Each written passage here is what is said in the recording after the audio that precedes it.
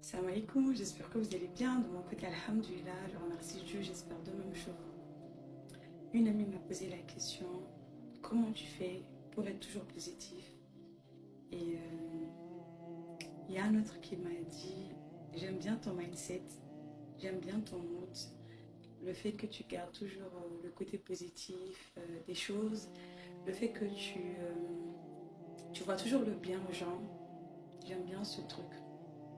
En fait, j'ai juste envie de vous dire à vous, est-ce que vous avez déjà vu un leader s'affaiblir face à sa communauté?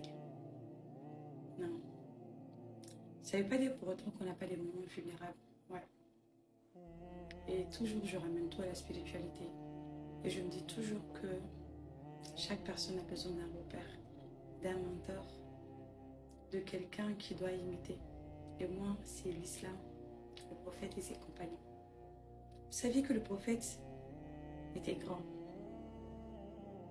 Il avait peur hein, face à ses Koréchites, face à ces gens durs de caractère, à ces gens riches, à ces gens méchants.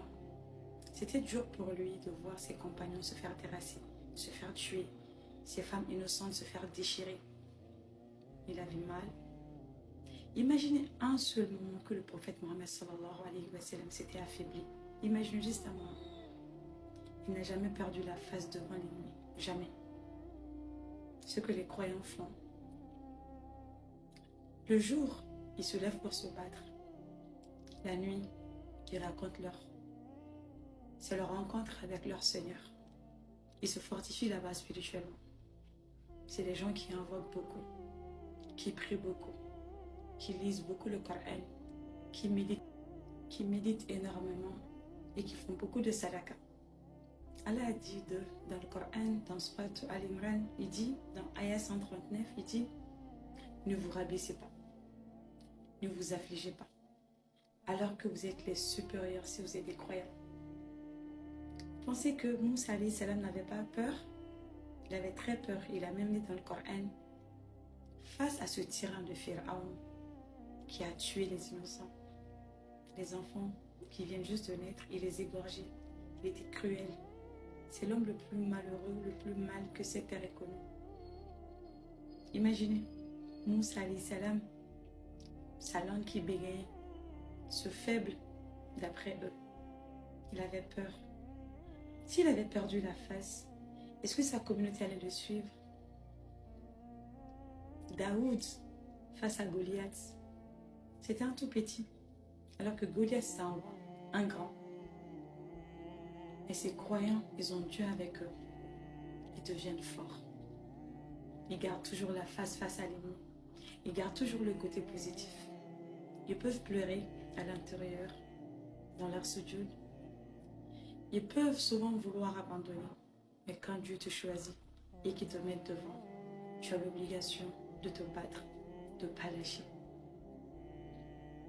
d'être courageux, d'être déterminé, d'être fort, de montrer l'exemple. C'est vrai, souvent on montre que tout n'est pas rose. On se relève, vous n'avez pas vu. Badr, les croyants, Uhud contre eux. Ça a toujours été comme ça. Ils sont sur nous, nous sommes sur eux. Faïna ma'al-usri, chaque fois que vous aviez envie d'abandonner, pensez à ces personnes fortes au quotidien, qui sont restées déterminées pour leur communauté, pour leur famille, pour les gens qui ont cru en eux. Vous pensez que ça a été facile pour Mariama? Imaginez ne serait-ce qu'un instant. Tu te retrouves dans une communauté où tu es tellement spirituel que tu es que dans la mosquée et tu te retrouves enceinte. Qui va te croire? On sait tous comment avoir un bébé dans le ventre. C'était tellement dur pour elle. Même si Isa alayhi salam a parlé dans le berceau.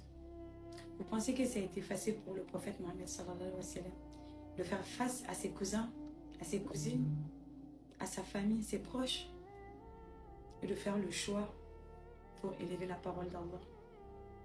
Ça a été très dur pour les compagnons de se battre contre leur père, mais sont restés déterminés. très fort pour Assia, qui a été tellement éprouvée par son mari, l'homme derrière qui tu dors. C'est lui que tu vois au quotidien, de te tuer à petit feu jusqu'à ce que tu meurs. Ouais. Pensez à toutes ces personnes qui n'ont perdu l'espoir tant qu'ils étaient avec Dieu. La vie, elle est faite ainsi. Il y a des moments de vulnérabilité, des moments où ça ne va pas. Mais il y a des moments aussi où il faut garder la face. Face à nos quotidiens, à nos réalités, à nos épreuves, à nos réalités encore.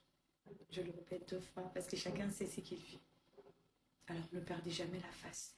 Faites comme notre mère Khadija, radiallahu anha. Elle a perdu un premier mari. Elle a pleuré. Elle a sombré. Elle s'est relevée. Elle s'est remariée. Une deuxième fois, elle a perdu son mari. Elle a été veuve 2 fois, à 25 ans. Elle a pris le temps de se construire, de faire fructifier son argent, d'être noble. Elle était respectueuse, vertueuse. Elle ne rentrait pas dans les faux débats. C'est une femme sage. Et c'est à 45 ans qu'elle s'est remariée à notre noble prophète Mohammed sallallahu alayhi wa sallam. Faites comme Salama. C'est vrai, elle a pleuré quand elle a perdu Abu Salama. Elle a sombré. Elle était déprimée, dépressive. Elle a gardé espoir. Elle a fini par se marier avec l'autre noble prophète Mohammed sallallahu alayhi wa sallam. Faites comme notre mère Aïcha radiallahu anha. Elle a perdu son mari, son amoureux, son ange gardien. C'est lui qui le faisait sourire. C'est lui qui la faisait sourire. C'est lui qui la prenait et la mettait là pour qu'elle puisse regarder les enfants ou les jeunes gens chanter, danser. C'est lui qui a couru avec elle. C'est lui qui est mort sur son pied. Imaginez, perdre un homme comme le prophète Mohammed sallallahu alayhi wa sallam, c'est la mort. Elle a perdu. Elle était très jeune. Elle n'a pas eu de bébé. Et quand elle a perdu son mari, je pense qu'elle avait 18 ans. D'autres savants disent plus. Mais imaginez, elle est restée 60 et quelques années avant de mourir. Imaginez ces 40 ans de preuves, de douleur sans le prophète Mohammed sallallahu alayhi wa sallam. Vous pensez qu'elle a sombré et qu'elle a lâché? Elle a sombré, mais elle s'est relevée. La vie est faite ainsi. Relevez-vous même si c'est dur. Faites comme notre prophète Ayoub, malgré la douleur, malgré l'abandon, malgré la fatigue de l'épreuve, la maladie et la douleur, pendant 18 années. 18 ans, c'est pas 18 jours. Il a gardé espoir qu'un jour tout ça finira. Il a invoqué et Allah a dit Fastajabna Allah. Je l'ai exaucé. Il lui a rendu 2 fois plus que ce qu'il avait. C'est ça le croyant. C'est le tawakkul qu'il garde. C'est le yakin qu'il garde. Vous pensez que c'était facile pour Moussa lorsque Pharaon et sa bande étaient derrière lui et qu'il n'avait pas d'autre issue? Il n'y avait que la mer. Les gens étaient avec lui. Ils se demandaient comment allons-nous faire. Il a dit mon Seigneur ne m'abandonnera pas.